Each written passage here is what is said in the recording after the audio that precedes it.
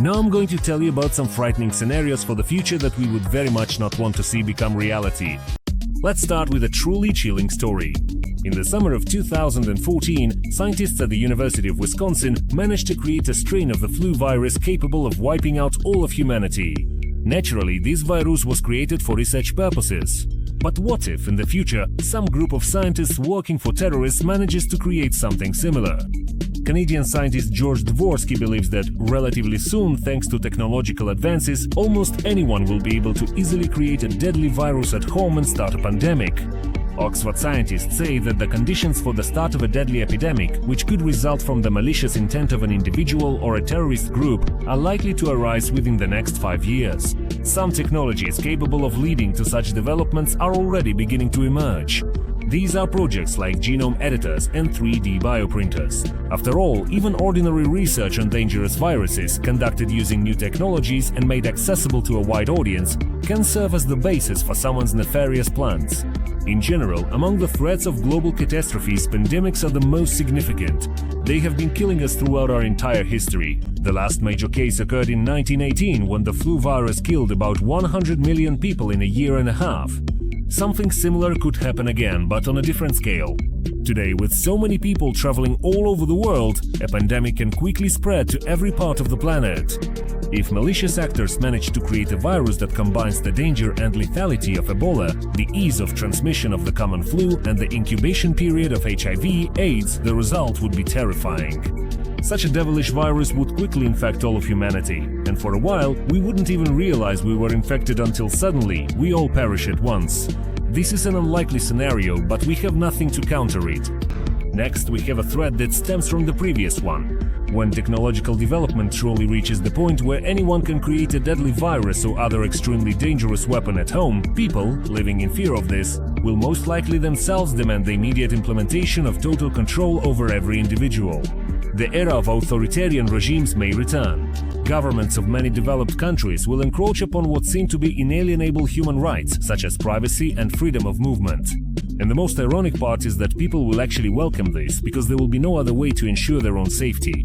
The state will resort to cheap yet high-tech and effective methods of surveillance over its citizens.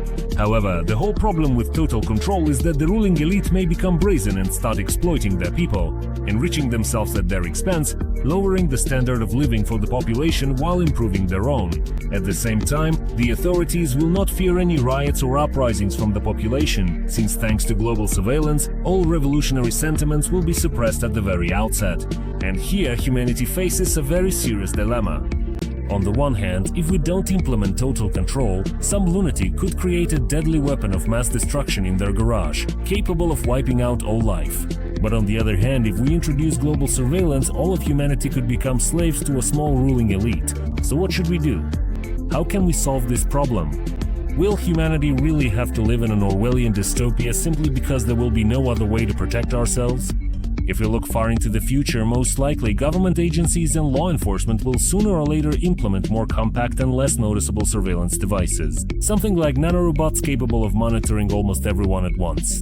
These tiny particles will cover the entire Earth and function as a single network, serving as the eyes and ears of the planet. It's hard to imagine that free will could exist in such a world. Privacy would become a thing of the past. Next on our list of threats is nuclear weapons. Undoubtedly, it is one of the greatest and most useful inventions in all of history. After all, it is only thanks to it that a third or even a fourth world war has not yet swept across the globe. The nuclear bomb is, in a way, a bomb of peace. If it hadn't been invented, you or your relatives might have already perished in some large-scale war. Nuclear weapons deter major countries from clashing with each other. However, if in the future the nuclear powers do decide to fight, the consequences will be horrific. The world has already been on the brink of nuclear war, but thank God the politicians' reason prevailed. There was a time when there were more than 70,000 nuclear weapons on Earth. Today, nuclear arsenals are significantly smaller, but there are still enough to completely wipe out all life on the planet many times over. You might think that the main threat in a nuclear war is the blast wave and lethal levels of radiation, but the most serious consequences for humanity would arise for another reason. computer modeling shows that even a small nuclear war, in which each warring side uses about 50 warheads, each with the power of the bomb dropped on Hiroshima, would create an unprecedented climatic effect if detonated in the atmosphere of a city, an effect comparable to a minor ice age. Even a relatively small Indo-Pakistani war using warheads with a total yield of 750 kilotons would result in the release of 6.5 million tons of soot into the stratosphere. Such a level of pollution would be enough for Earth's temperature to drop lower than it did in 1816, the famous year without a summer. According to scientists' calculations, if a global nuclear war were to occur in the future, the planet could experience a 10-year nuclear winter, during which temperatures would be 30 to 40 degrees lower than they are today. There would be mass deaths of people from cold and hunger, as well as from the accumulation of snow, which would form multi-meter thick layers, destroying buildings and blocking roads. The majority of Earth's population will perish, but millions of people will still survive and preserve key technologies. However, if people are smart, major casualties can be avoided, since the global stock of cattle alone, which would freeze on their farms and be stored in these natural refrigerators, would be enough to feed all of humanity for years. For example, Finland has a strategic grain reserve that would last 10 years. However, even this does not guarantee survival, since a 10-year nuclear winter could trigger a new full-fledged ice age. After all, when the Earth's reflectivity increases due to snow, new ice caps begin to grow from the poles down toward the equator. However, some lands near the equator would remain suitable for agriculture. As a result, civilization would have to change radically. There would be massive migrations of people to warmer regions, and it's hard to imagine this happening without wars. Many species of living creatures would go extinct, but most of the biosphere's diversity would survive, although people would destroy it even more ruthlessly in search of any kind of food. In the distant past, humans have already managed to survive an ice age, but this time things could turn out much worse. In the worst-case scenario, an irreversible global cooling could begin. Across the entire Earth, a temperature regime like that of Antarctica would be established for a geologically long period. The oceans would freeze and the land would be covered by a thick layer of ice. This has already happened in Earth's history. Only a highly technological civilization capable of building enormous structures beneath the ice could survive such a disaster. But such a civilization would probably be able to find a way to reverse this process. We are not that advanced, so it would be best for us not to start a nuclear war in the near future. The next threat to the future is that the era of antibiotics may be coming to an end. The number of bacteria resistant to all antibiotics is growing, and by 2050, according to scientists' forecasts, more than 10 million people will die each year from superbugs. Transplantology will become an incredibly difficult, if not impossible, process. Even such simple operations as an appendectomy will turn into a game of Russian roulette. Elderly people will start dying from pneumonia, which in the past could have been relatively easily cured. Fortunately, we won't be completely without options to solve this problem. At the moment, scientists are on the hunt for antibacterial compounds that may still be undiscovered. In addition, work is underway to create viruses and vaccines to fight bacteria. Eventually, by that time, we might even have nanorobots that will be injected into the human body by the millions, constantly patrolling it, detecting and destroying all dangerous bacteria and viruses. Next on our list of future threats are robots. Before long, we'll see advanced, multifunctional and highly intelligent machines that will handle all the dirty and routine work for humans. It would seem that this is happiness. However, along with robots, significant threats will also arise. To begin with, people might simply prefer robots over other humans as romantic partners. Experts no longer even debate whether people will ever have intimate relations with robots.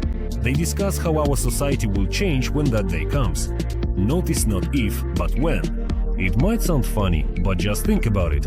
If you had the opportunity to buy a super realistic female robot for a relatively small amount of money, one who looked like a beauty, cooked delicious borscht perfectly, always kept the house spotless, was absolutely fantastic in bed, and on top of that, never nagged you, never demanded to be taken to the movies or a restaurant, or asked for any other kind of attention, would you still want to have a relationship with a real woman? Be honest with yourself. As you can see, robots can have a serious impact on the development of human relationships, particularly the formation of families. The next threat from robots is that they could completely take away our jobs. Everything you are good at now, robots will eventually learn to do better. For now, though, people still hold the lead. But robots are already being used for research in space or in areas of the Earth that are dangerous for humans. They work efficiently in laboratories and on assembly lines, and they participate in real human wars. And this is only the beginning. With each passing year, more and more professions will be taken over by robots. They won't need to be paid salaries, given social benefits, or provided with housing. They won't go on strike over terrible working conditions, won't be late for work, and won't ask for time off. If you were an employer and had the opportunity to hire a cheap robot that could do everything better than a human, would you still hire people? The answer is obvious. You might think that robots will never surpass us in creative professions, but that's a misconception. With the development of artificial intelligence, robots will be able to replace even writers, scientists, and musicians. What people will do in such a world is still unclear. And the most terrifying threat from robots is that they might rebel. What will happen when a fast, much more durable, incredibly intelligent organism with a networked consciousness becomes self-aware? The scenario from the movie Terminator could come true, and all of humanity could be destroyed. This problem can only be solved if we ourselves start becoming robots, which in fact is already happening today. In the future, we will increasingly replace our limbs and internal organs with better artificial ones. Even people with perfectly healthy hearts will want to replace them with more reliable cybernetic ones to eliminate any risk of dying from a heart attack. Eventually, people will completely replace their real bodies with beautiful and durable artificial ones, leaving only the brain untouched. And even the brain we can significantly upgrade in order to extend life and become smarter. In this way, people will destroy humanity themselves, or more precisely, they will destroy the human within themselves and become some entirely new species. But who says that's a bad thing? That's all for now. Don't forget to like, subscribe to the channel, and check out the 2 previous videos.